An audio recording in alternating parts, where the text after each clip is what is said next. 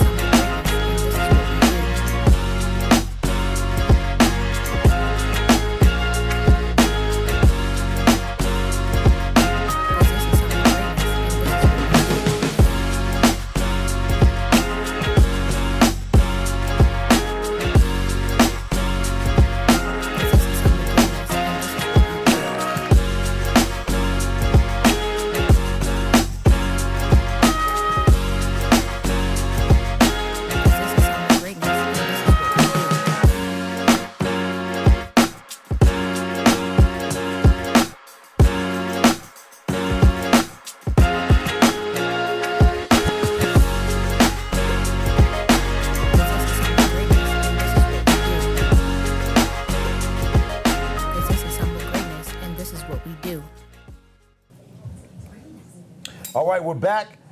Y'all put your hands together for the Fryar Place. Can we make some noise in the house? My God. Why are you so quiet? That's why we have a live audience. That's why we have a live guest, to let everyone know who's watching that it's live here, and they need to be here rather than home watching on their mobile device or their tablet or whatever they're watching on. But we're here, yes, at the Code. This is the Fryar Place. Listen, this story, my guest, our guest, this is the hottest story right now in Philadelphia sports. And it just timed out perfectly because God is good. And favor is not fair. And I do have the favor of God on my life, whether you believe it or not. But anyway, listen, let me introduce him real quick. 1999, third-round draft choice out of Stephen F. Austin College. Four-time Pro Bowler. I got that right? Yeah, four-time Pro Bowler. Eagles Hall of Famer. Yes, sir. 11 years in the NFL, 8 years with the Eagles, 3 different stints. We don't want to talk about that, but 3 different stints. They call him Jeremiah, the Axeman Trotter. Everybody put your hands together for my guest. Yeah. That's what they call him, the Axeman. The Axeman. And that's what I want to ask you about first. When I met you, and first of all, how you doing, bro? I'm good, man. I'm good. You look good, man. Thank you. You look good. You look like you can still play. No, D lineman, D tackle. Are you in shape? Are you working out? I'm working out a little bit, man. It's tough when you say work out a little bit. What do you mean? Play golf, work out. That ain't working out. Playing golf. I go hard for a couple of weeks, then I sit down for 2 months. You know what I'm saying? You become a regular. Is that what you become, a regular? No. Listen, I right now I just do what I want. If I don't feel like it, I don't work out. You know what I'm saying? Well, so you get older, man. You had knee surgeries and your body, you get hurt just getting out of the bed. I'm serious, man. I roll over, I get hurt. So. Well, I agree with you because the worst injury I've had since I played ball, and I've been out since 2020, or since 2000 actually. The worst injury I had was sleeping. I slept the wrong way, pinched a nerve in my neck, and it took 6-7 months for it to heal up Oh, wow. the right way. So yeah, it's dangerous for us. That could be my problem, man. I remember I was training my son the other day. Had him running heels. Uh-huh. And he's running up the hill, and I'm looking like, dang, he made that look so easy. I remember I used to do that. Yes, sir. Listen, when I met you in 1998 and when I was researching that, I'm like, dang, that was my worst year here with the Eagles. So you didn't get the chance to see the real me. I saw highlights. But I saw no highlights. But I was injured that whole year. I don't know if everybody knew about it because I didn't say anything about it. But that was a bad year for us. But you weren't the Axeman then. No. They didn't deem you as the Axeman. Where did the Axeman come from? Well, I mean, like everybody know, I didn't play much my rookie year. Mm-hmm. You know, I was kind of just learning or whatever. And after I started my second year and started to kind of make a name for myself, you know, everybody had a signature move that they did. I was like, you know what, man? I need a move. Okay. And I wanted to do something that kind of represented my upbringing. And, you know, growing up chopping wood with my dad, that was our family business. And so I did the axe chop, and it stuck. The Axeman. Here I am. Wow. Talk about that growing up chopping wood, man. Listen, when I grew up, we played in the streets. I didn't chop wood. I got beat with wood, but my mama whooped me with some wood. But I didn't chop wood. So it wasn't no playing in the streets for me, man. I was working, man. Ever since I can remember. Yeah. I was full time. We would go to school, get off the bus. My dad's underneath the tree waiting on us. Wow. And we would go somewhere. He already had a job lined out. We'd go somewhere and either we did whatever to make a honest day's living. Right. You know, for example, if your parents wanted us, we needed some stuff cleaned up, some junk cleaned up, we would clean it up. But for the most part, we would go down and chop down trees. If you needed a tree cut down, we would go down, cut the tree down, and bring it back home. We'd chop it up for firewood and sell it. So you know how to chop down trees? I need a tree chopped down next to my church. Can you come to help I me, know brother how to out? do it, but I don't want to do it. So don't forget. Yeah, how did that play into the discipline, the hard work, the consistency, doing things over time, being dependable, being reliable? How did that play into your professional career? Man, just every day, especially in the summertime, working in that Texas heat, it was nothing to be 110, 112 degrees in Texas, and you're out there working all day in that heat. Wow. Right? And even during the season, sometimes we would have practice. Let's say we had it was day off, you didn't have school, but you would still have practice. I would work with my dad all day and then go to practice. So I already knew none of these guys out here done outwork me because I done worked all day, and then went to practice and had to work hard. So just that work ethic, and just it made a man out of you, man. It gave you that dog, that edge, and knowing, hey, there was nobody gonna outwork me. And I already put the work in, at home and then at football practice. So it just really built character, a mental toughness that you have to have, especially being in that heat all day, swinging that axe, man, every single day. I got so good with swinging that axe. Seriously, I could take an ant and put him on the log. Get out of here. And chop him in half from up here. Boom. You're a bad dude, man. I mean, I swung the axe and every day until I left to go to college. That's probably why you're pretty good at golf. If you can hit an ant with an axe and chop him in half, you can surely hit that.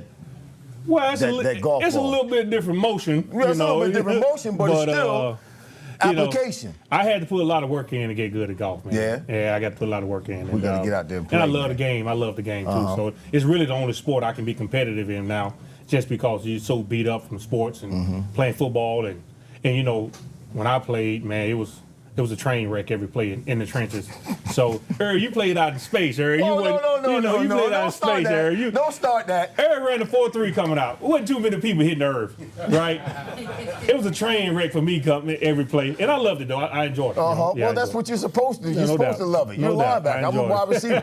But, I'm not even going to get into that. I see Eric on his videos working out, man. I'm like, man, I wish I could do all that lifting he doing. But it's good, man. That ain't because I've never been hit. Earl, you ain't taking a lot of hits, Earl. Look, what do you mean? I saw you running around a lot of people. Well, you're supposed to make a miss. Running people. You're supposed to make a miss. No doubt. Yeah, no doubt. yeah. Well, No they say God takes care of babies and fools, and I'm not a baby. I couldn't run around no blocks, man. No. You got to run through those blocks. I got to run through them blocks. That's why God made you bigger than me. No doubt. Yeah.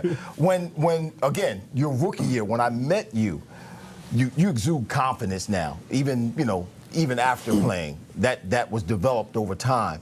Your rookie year, man, we had some times when we had to pray together. You remember those? Yeah, man. When we were praying together and trying to, encourage one another. Right. And I was established. I had been playing for a while, right. but you were a rookie, and we had times where things weren't quite as clear as we thought they were going to be, and we needed to come together to encourage one another. Talk about that and how you grew from that point and what it took for you to grow from that point to what you became as a professional linebacker in the NFL. Well, getting started, I lost my dad right before camp started.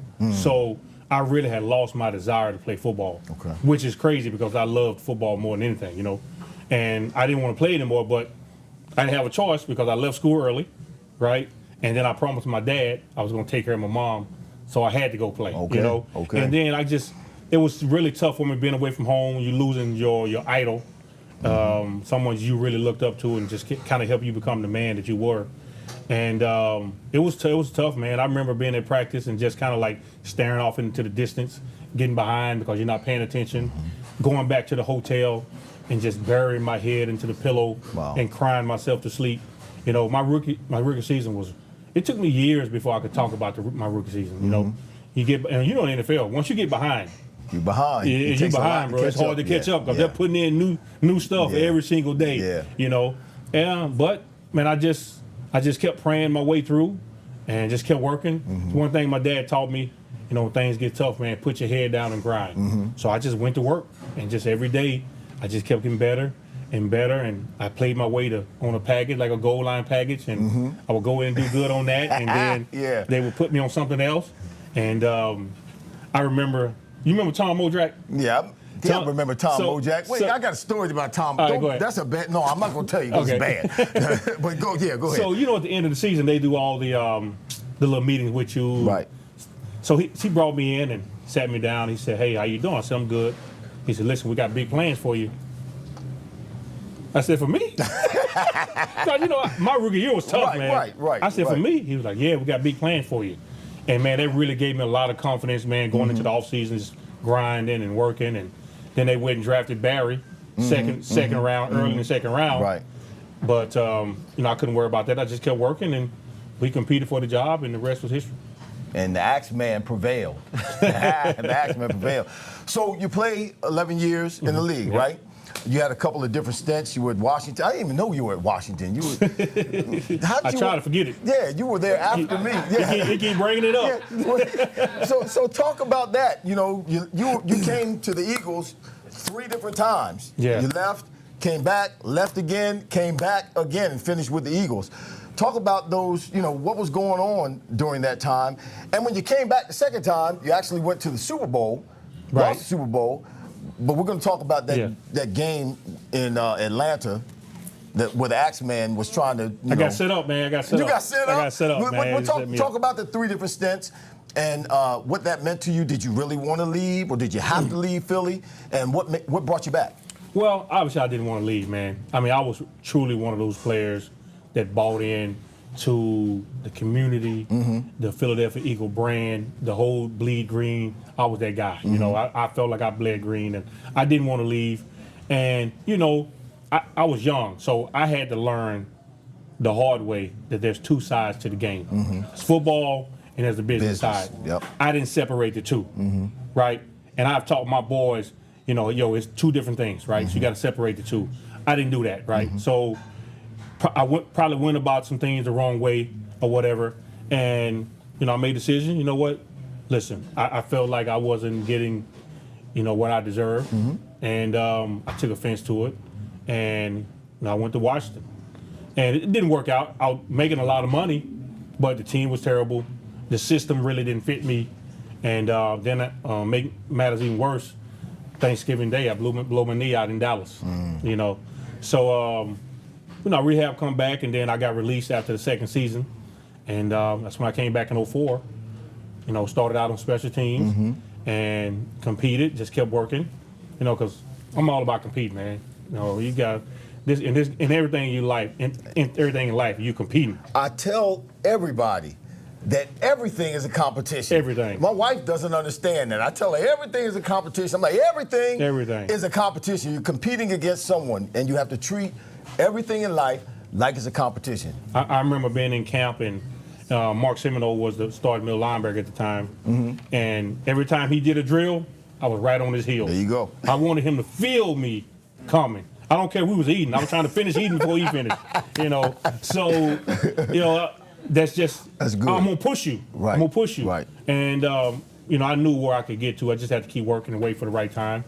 And we went to Pittsburgh. I think we were 7-0. Pittsburgh was 7-0 that year in '04. And remember, I say like 5 minutes into the game, we was down 21-0. Wow. And the bus, I think, rushed for like 170 some yards that game. And so I owed the bus a steak. He got me my start job back. After the bus went for like 170, they was like, "Hey, try. Hey, man, you back in the middle. There you go. Yeah. There you go. Stop that run. Yep. 2005, your second stint with the Eagles. Opening game. It was the opening game, wasn't it? Was the opening game? Yeah, 2005, season opener after Super Bowl. With the Atlanta Falcons. Right. 40 minutes. It's got to be a record. 40 minutes before the game's supposed to start, you get kicked out of the game. Axeman. I did? Yeah. Matter of fact, I think it was y'all clap your hands. We're back. Nothing but the enemy, adversity. You know that, right? When you get closer to your goal, it gets harder to get to your goal. It's the red zone. You know about that? Yeah. You know about the red zone? They put in specialists, they put in people who are trained specifically to stop you when you're in the red zone. People wonder why it's so easy to move the ball the first 80 yards. Then you get to the red zone, it's only 20 yards. You think it would be easier. But they put more linemen in. Everything's faster. Everything's faster. It's a condensed field. It's harder to score. When you get closer to your goal, this is for everybody who's watching right now and everybody who's in the room. You're getting opposition. You're getting pushback in your life. Things are happening. You're seeing people you've never seen before. That's because you're getting close to your goal. You're in the red zone. You get ready to score. You got to keep doing your thing. Keep pushing, keep moving, keep going, because it's about to happen. You're about to get the victory. That's where we are. That's what's happening, man. I told you, this is the hottest story right now in Philadelphia sport. Finish telling them why you beat that boy up before the game. No, we didn't even get to that point. It wasn't a fight, but I think, Roger Goodell was in the audience. Oh, he was? Yeah, he was in attendance he that just game. so happened to be in the game. Right. So if you're a referee and Goodell is in, you better do something. You got to make something happen. So they kicked us both out the game. I got fined. I ain't even throw a punch. I wish I had earned the fine. But it was tough, man. So was it just pushing and shoving? That's all it was. He threw a punch, I guess maybe it was an open hand punch or whatever. Right. And all I did was just grab his face mask. So, got kicked out the game. I remember we was in the middle of the field getting hyped. Now both teams come together. Right. Because it was like a college atmosphere. Yeah. Because remember, we had just beat them the year before in the NFC Championship game. So now they had built the game up, and opening game. So we're all in the middle of the field jumping up and down, and I'm hyped too. Andy walks up to me and said, "Hey, they just kicked you out the game." I said, "What? For what?" He said, "Man," and he didn't have no information. He said, "I don't know. They just told me to kick you out the game." So I went from all hyped up to I'm running around looking for anybody to talk to. It didn't matter. Hey man, why y'all kick me out the game? And I remember sitting in the locker room. It looked like I lost my best friend. So Big Red came in the locker room. So he trying to hype the team up. So he says, "Listen, man, they just got your big dog out the game. You know what they saying over there? They get ready to take it to you. Benjo, it's time for you to step up." Mike LaBenjo was my backup. Mike LaBenjo, it's time for you to step up. So everybody started trying to hype up Benjo. Let's go, Benjo, you got it, you can do it. Dawkins turned around and looked at me and said, oh, we through. Yo, we through. Listen, I was just gonna say that too, guys. Benjo, I don't know. Him and Mike Lewis was like, oh, we done. So Benjo the axe handle. He was his handle. So check it out, right? So after they finished breaking the team down, I'm sitting on the bench. Benjo walks up to me and says, hey man, how could you do this to me? I'm like, what you talking about? No, he's going out there and fall on his face. And he had a look on his face like he saw a ghost. Yeah. He said, man, you know I ain't ready. I said, well, that'll teach you a lesson. You about to be ready. And that'll teach all of y'all a lesson too. You gotta be ready. Be ready. Be ready, Be man. ready. You never know what's gonna happen. What circumstances will dictate when you gotta step up to the plate and be the man. But I'll never forget, bro, when that man looked in my eyes with that look he had, I felt even worse because he said, hey, how could you do this to me? Lord have mercy. That's a good story, bro. Long story short, man, we got gutted. You got good, yeah. Man, Warwick Dunn was gutting us up the middle, and I think SportsCenter did a whole segment on Michael Benjo. Wow. Getting gutted. He got pancaked a couple plays. Did he ever recover from that? Did he ever end up No. being a decent player? No. No. It wasn't because of that, though. He couldn't show up in practice on time. Well, that was a part of it. He was going out. Didn't want to practice. He was going out all the time. Okay. He had got warning 3 or 4 times. And the warning yo, man, you come late again, I'm gonna cut you. He was late the next day. I'm like, yo, bro. What kind of shit was you running, man? That's a linebacker. Hey, man, listen. I can show you the water. I can't make you drink, bro. Hey, we here to. I gotta feed the family. I ain't got time. This ain't no daycare. Right. I ain't got time to be babysitting you. Right. You know. Oh my goodness. So you get out of the league, and we're gonna move on. But you get out of the league, you become a businessman. Right. What prompted that? I mean, obviously we have to try to foresee or try to prepare ourselves after we get out of the league, because usually we come out as young men still. Even if you played 17 years like I did, I was still a young man when I finished playing.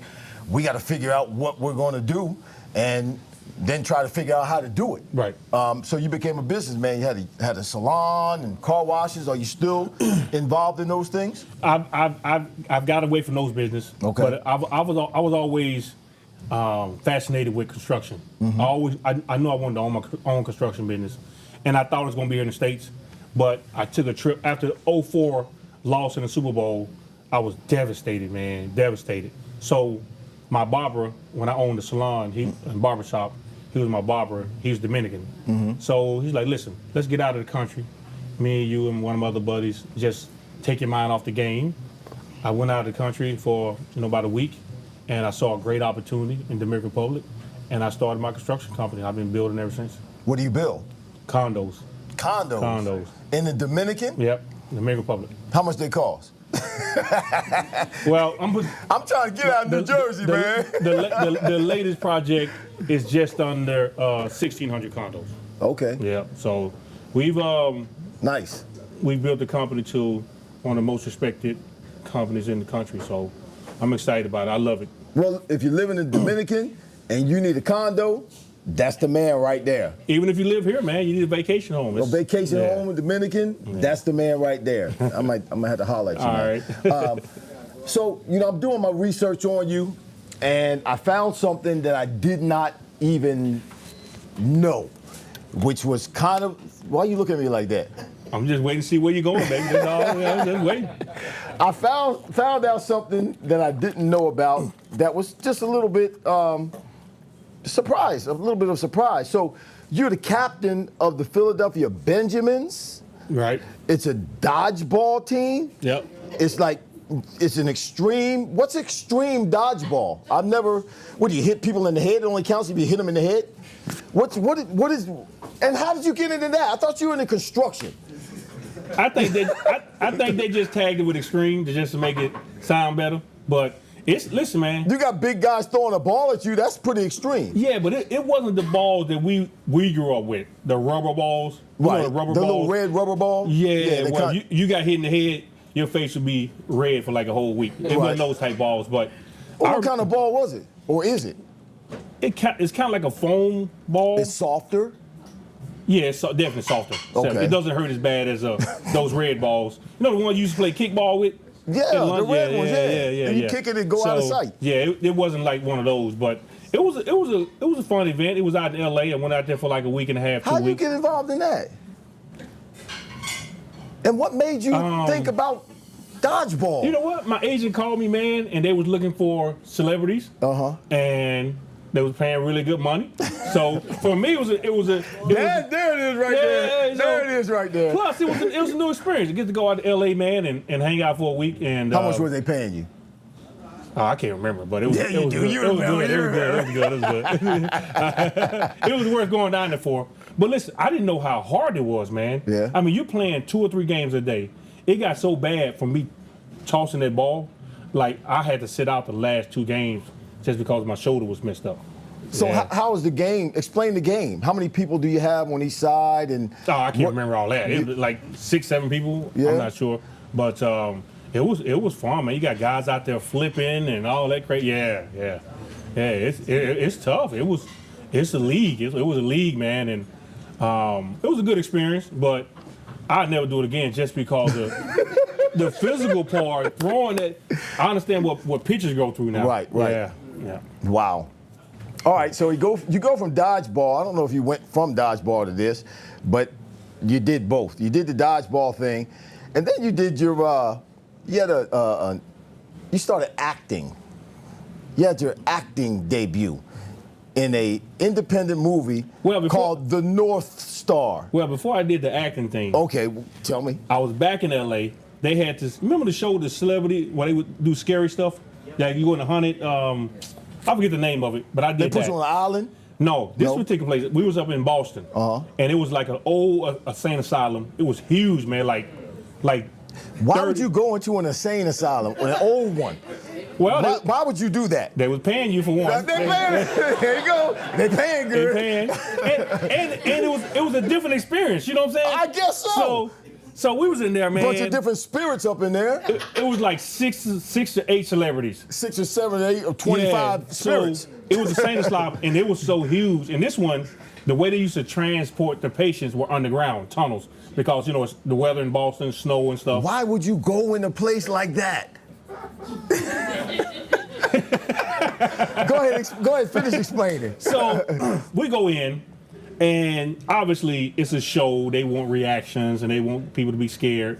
And it's a little spooky because they build the whole thing up and talk about people have seen lights coming on and off. And the place has been closed down for like 50 years. So they would send somebody on a little tour. They tell you where they got to go. They got the camera strapped to you, the boom on the front. And the last thing is always the toughest. And you go the farthest. Okay. So they picked out a young lady to go. And she was so scared. She said she couldn't do it. Right. And it was a comedian there. He was like, hell, I ain't doing it. So nobody would do it. So I Call the axe man. No, I didn't want to do it either. But everybody was kind of looking at me like, hey, you the big strong football player, Yep. So I had to show my toughness. I had to be tough, man. Man, I'll do it, man. So I strap on the backpack and I'm walking underneath these tunnels. And you can't. First of all, the light is right here in your face. And it's so pitch black, you can't see your hand in front of your face. Wow. Right? They give you a little flashlight, like the smallest one they could find. And I'm walking through this tunnel, right? So can I help you understand something? When you watch these kinds of movies, folk that look like you and I, we don't do stuff like that. Well, you're a man of God, right? Well, I'm just no. So you already know ain't no spirits out there gonna be affecting you. Well, no, I understand that, but you can't see in front of you when you're in a tunnel. We don't do that. So let me finish. So I'm walking, right? So like every 3 steps I would turn around real quick. Yes. Just to make sure nothing was sneaking up on me, right? So I had to go in the attic. And in the attic is supposed to be the place where somebody hung themselves, and that's where the ghost was living and all that stuff. So I had to go sit in the chair and sit there for like 3 to 5 minutes. Right? So I'm sitting in the chair, boy. And so I'm talking to the people back at the base. Hey, Trotter, you okay? And I said, yeah, I'm okay, but my voice cracked a little bit, right? So I had to repeat myself to kind of put a little bass. Yeah, I'm good. So I'm looking around, and I hear some glass break. And then I hear a piano. first of all, I already know it's already staged. You know what I'm saying? So I just remember saying, hey, if anybody over there, this is the last, you don't want to pick this day to mess with me like that. So, but I got through it. After that, man, no lie. You go through that, man, you can walk anywhere, man, without being scared. You know what I'm saying? But it was a good experience. I enjoyed it. You know, I don't necessarily want to do it again, but it was a cool experience. I just learned from your experience, so I don't have to do it, and I never will do anything like that. Can y'all imagine Irving out there in that tunnel? No, Irving can't imagine Irving out there in that tunnel. So then you go from there, and your acting debut. Right. You're Benjamin, Big Ben Jones. It's a story, a movie independent movie that's based on a true story about slaves who have escaped from a Virginia plantation, and they were given instructions to follow the North Star. Right. And you're one of the main characters in that movie. Talk about that, because I read, man, it was a pretty interesting experience for you, even more so interesting than the whole scary insane asylum thing. Yeah, well, it was a different experience, man. And how'd you have to talk? Because you said some of the lines they gave you was pretty much the way you talked already. Now, back in the 1800s when they were slaves, they talk about yes, a boss, and that's not how you talk. No, I didn't talk like that. Okay. But you had to just put that in there. But I'm from the country, right? So when I first got here, Philadelphia, the guys just crack jokes on me all the time. You still got a little twang. But back then it was way worse. I would do an interview and they couldn't understand what I was saying. Like, yo, what are you talking about, bro? And so when I went in to read the lines, I didn't want to do it because I was like, man, the Axeman don't act. I'm the Axeman. You know what I'm saying? I thought I was too tough to be acting or whatever. But so they finally talked me into it, and I read the lines, and the lines were so natural for me. Like it was really easy for me. So I did it, and it was a really good experience, man. You really learn a lot what goes on in Hollywood and showbiz, what goes on behind the scenes. Because when you're watching TV, so after I shot the movie, I always watch TV a different way now when I watch movies and stuff. So it was definitely a really, really great experience. I enjoyed it. We had some long nights, man. And plus, I was Big Ben, and my co-star, he was always injured. So he got injured the first day we took off running. He hurt his ankle, right? So he had like a stick through his ankle. So I spent the whole movie carrying this guy around. Like, yo, y'all got to pay me some more money out here. This is worse than training camp. Yo, it was tough, man. And we had one guy, I had to save one guy. He took off running, right? And he took off running across the field. And I had to go run him down and actually had to tackle him. So that was fun. That was natural. It was natural, right? It was cool, it was cool. But the problem was, the guy was like 6'3". Wow. I had to carry him from like 60 yards. He was 6'3", he had to be like 220. You had to literally carry him? Man, I had to carry him like this. They couldn't fix it up with the cameras? They Make it look like you were did something. You know, sped it up something, you know.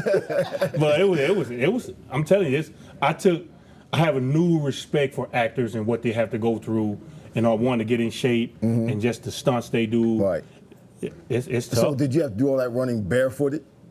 Okay, so thank God I did. Good question. I had some, you know, the beach shoes you wear, like you slip on or whatever. So I had those, and they would have wrapped them with like old torn rags and stuff. Okay. So it looked like I just had rags on my feet. On your feet. Okay. But I had to have those. I wouldn't have been able to shoot the movie.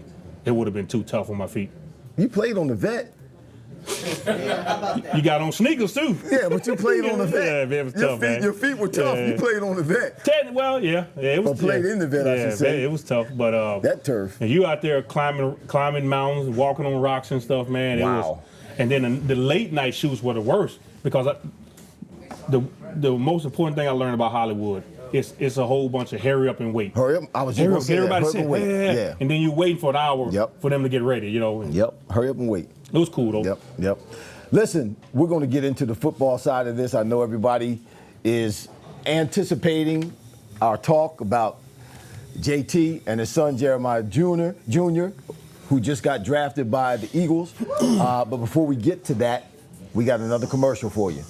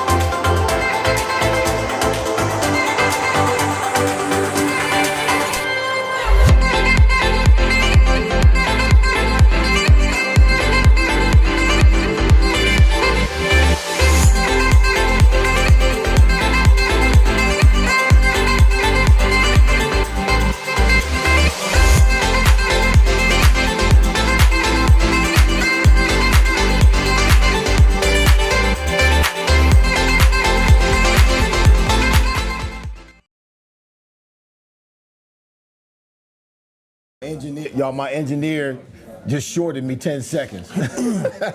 So we're back. Listen, we're going to get, those of you who watched that last commercial, saw that last commercial, if you're a Legends, Nebraska Legends fan, and you're interested in going on that cruise, listen, call that number and tell him that Irving sent you. And if you do that, and you decide that you're going to have a balcony room, a balcony suite for the second person, tell them Irving called you or Irving sent you, the second person gets half price. That's a value of $1,250 off. That's the Legends Cruise, Nebraska Legends Cruise, those of you who are interested. So check it out. We're back. Hot story. Everybody knows about Jeremish Trotter Jr. You have two sons, Josiah, who happens to be here right now. Wish we had another camera. We show him right now with his mouth full of food over there. But he's a great young man. He is at West Virginia, playing with the Mountaineers. He is a linebacker, and he probably is going to be drafted in another couple of years as well. What's up with that? Howie, 2 years, baby. Got another one coming through. Got another one coming through, That's Howie. awesome. Yeah, That's awesome, man. That's awesome. Yeah. 5th round pick, Jeremish Jr.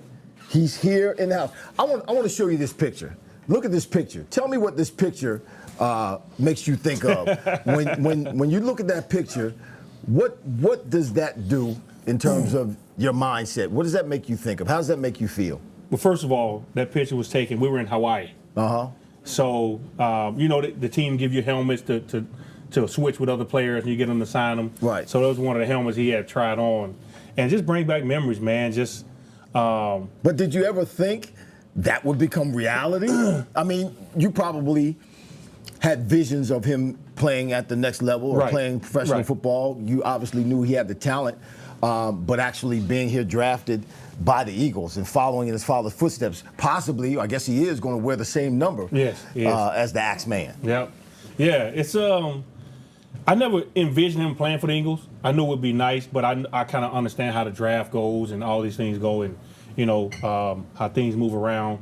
But, man, just feel very fortunate and blessed that, one, he got the phone call, and two, he gets to stay home and in a city where he grew up, understand the fans, he understand the hard-nosed, blue-collar fan base that the Eagles have, the best fan base in the National Football League, the best organization in the National Football League. And, he understands all that. He understands what it means to wear that number, to carry that last name. He's dealt with his whole life. There's no pressure. They don't feel pressure on them because that's all they know. If you grew up doing something and that's all you know, it's really no pressure. They've always exceeded everything I ever did, and they're not going to stop now. Nice. Now, when they were younger, I believe you pulled them out. You lived in Lumberton, and they were supposed to go to Rancocas Valley, or did they start going to Rancocas Valley Regional High School? Their folks were mad when you pulled them out, because that's where I went to school. Oh yeah, that's where I went to high school. How you know they was mad, man? Because I've been over there, and they told me they were mad, because they were counting on your two boys, Jeremiah and Josiah, playing there and bringing their program to another level. But you saw something different. Not saying that you did something wrong. Obviously, you did the right thing, and you sent him to St. Joe's Prep. Well, I put it like this. My daughter went to Rancocas Valley. Great school. She got a great education there. Well, I came out of Rancocas Valley. Yeah, it was a great school. But it's like this, right? If you see your son has a special talent and in musical instruments or things like that, or acting, you're going to take him to the best school that you can, even if you have to pay for it. You're going to nurture that, right? So for me, it was an easy decision. St. Joe's Prep 1, the education you're going to get is second to none. The way they prepare you for college is second to none, right? But on top of that, the football program is at a whole nother level. From the coaching and I wanted my boys to be around a lot of other talented people, people that's going to push them. I wanted them to go into high school and have to battle for a position, because that's what life is. You're battling in everything you do, man. So they had to go in, they had to battle for a position, and earn their keep.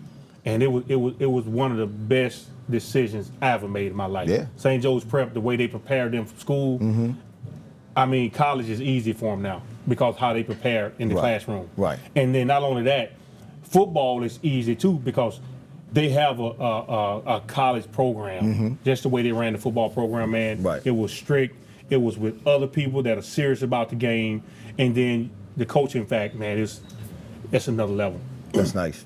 I mean, it was a great decision because it turned out phenomenal. It couldn't have turned out any better. No doubt. Tell us or take us through the draft day, the day of the draft. Because as you said earlier, we know the Eagles moved up and selected Jeremiah in the 5th round, but he was projected to be drafted significantly earlier than that, you know, and maybe second or third round. Not so much the first round, but the second or third round. So now the second round goes by, you're sitting there with him, and the third round goes by, you're sitting there with him.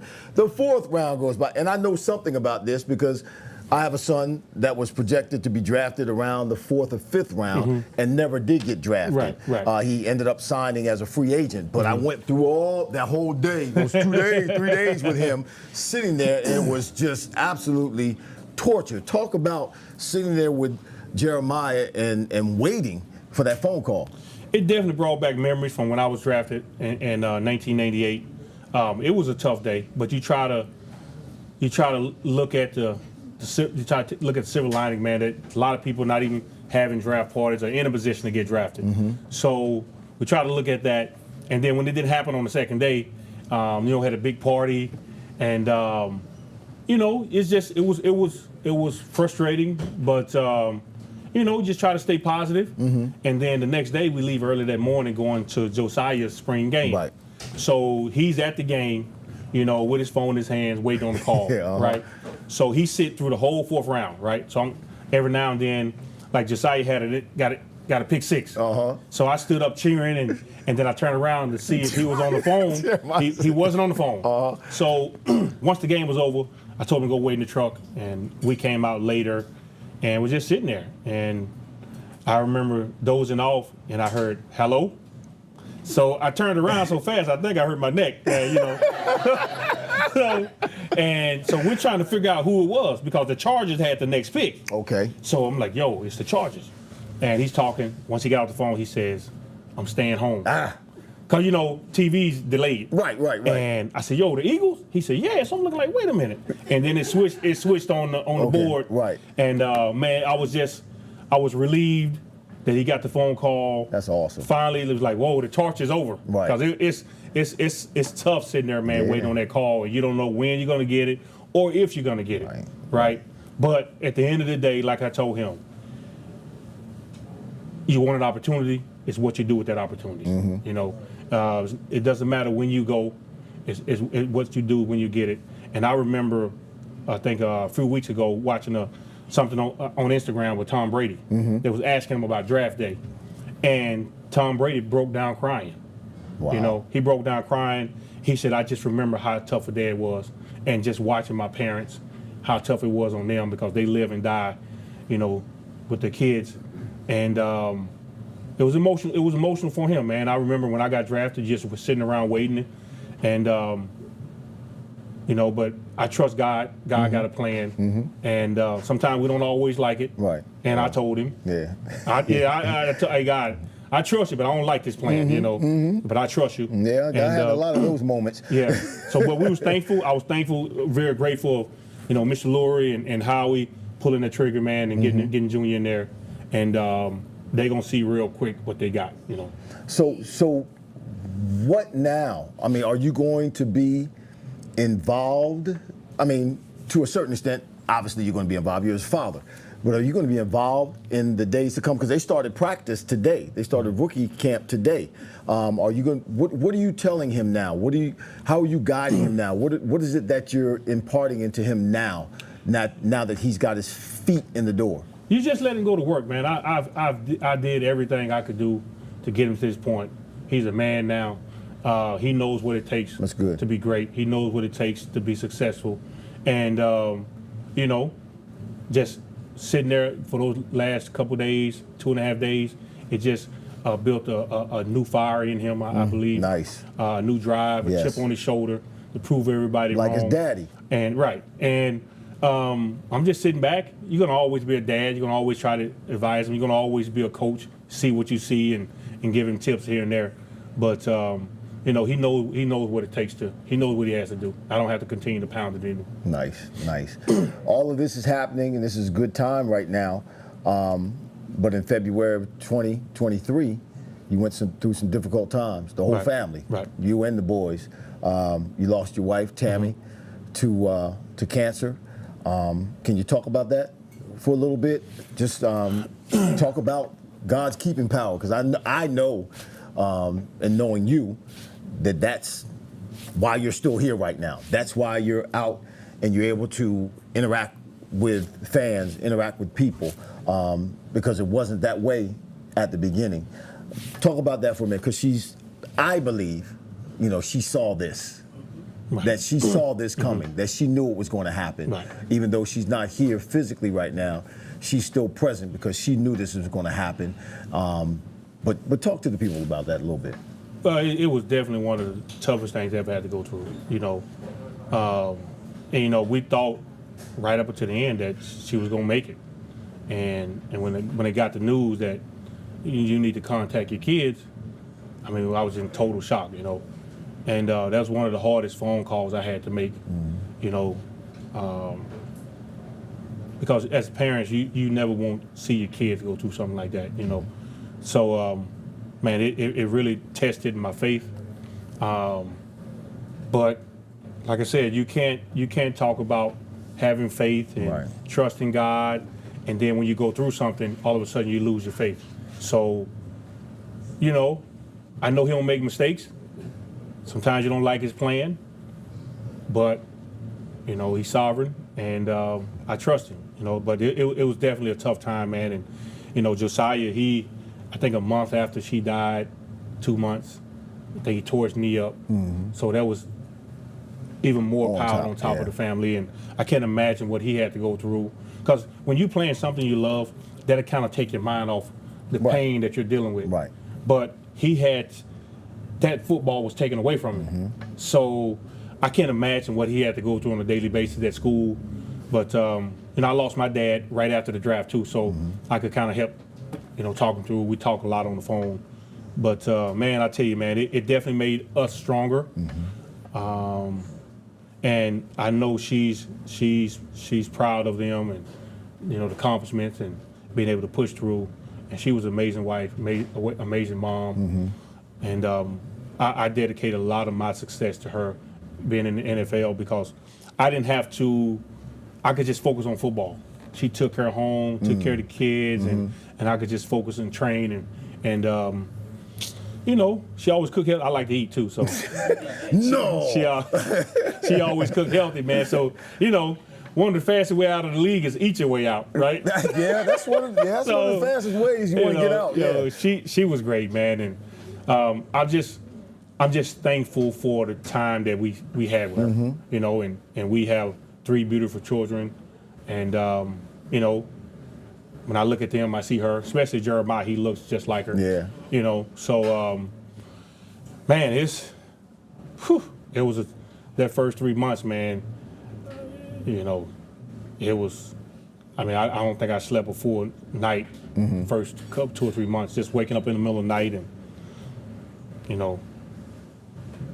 just there. You know what I'm saying? You just there. You don't know what's going on. You just there, man. But thank God, we move every day. We just take it one day at a time. One day at a time, man. You get through the day, let me get through tomorrow, and before you know it, you're in a pretty good space where you feel like, you know what, I think I'm gonna be all right. Yes, that's all right. So listen, I want to say this before we close this out, and just a great show, man. I really do appreciate you, Jeremiah. I'd asked him to come on a couple of months ago, and he wasn't able to. But this kind of worked out perfectly. Where I had just texted him to congratulate him for Jeremiah Jr. being drafted, and we just got into a text conversation, and here he is at the right time, in the right place, the Fryar Place, where the conversation, and this conversation has been off the hizzle. Is that what the young folks say? Is it hizzle? I didn't say that right? What do they say? I don't know. What do y'all Off use? the chain. What do y'all say? Josiah, what do y'all say? What? Off the hizzle, off the chain, off the hizzle. What do you say? Not off the hizzle.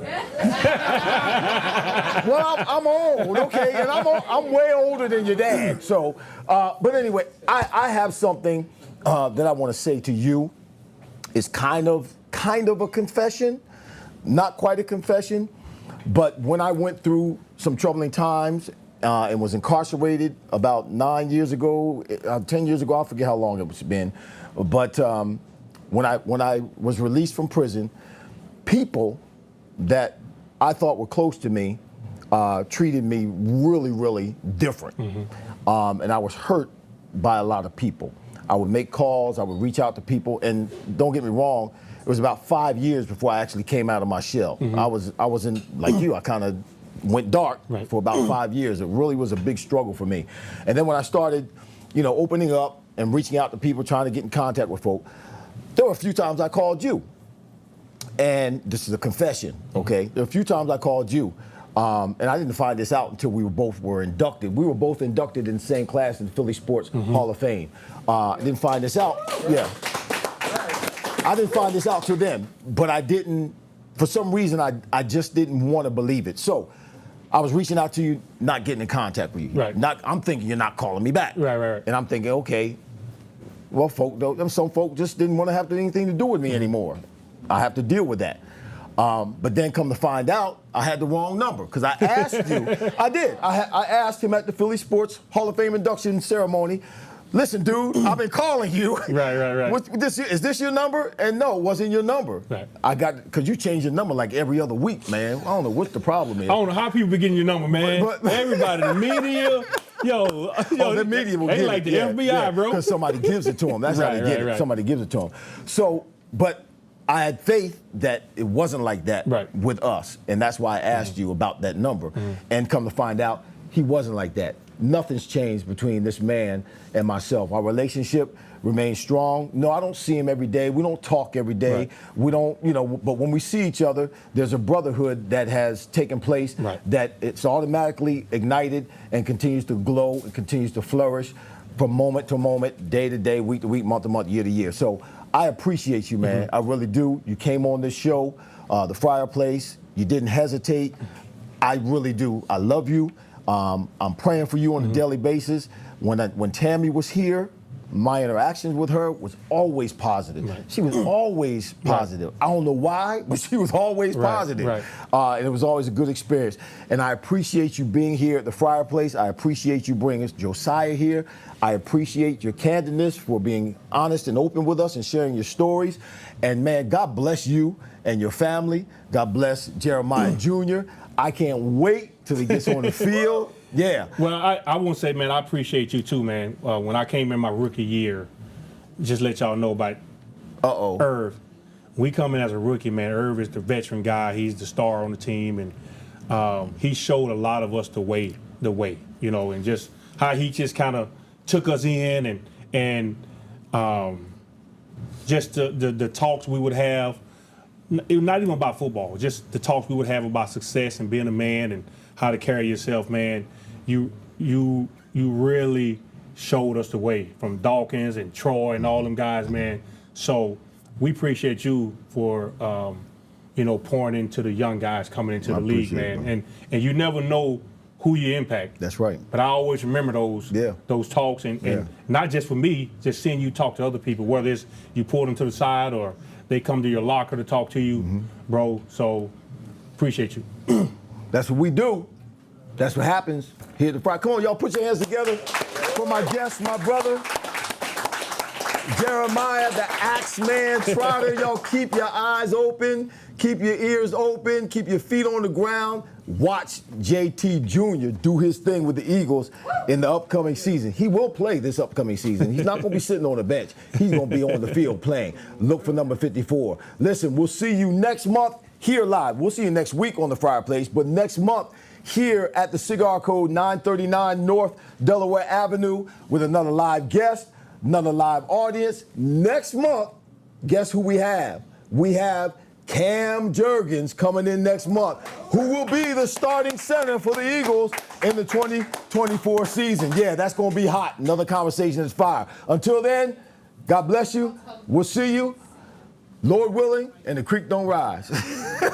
They say in the South, don't they? Yeah. We'll see y'all next time. Peace. We out of here.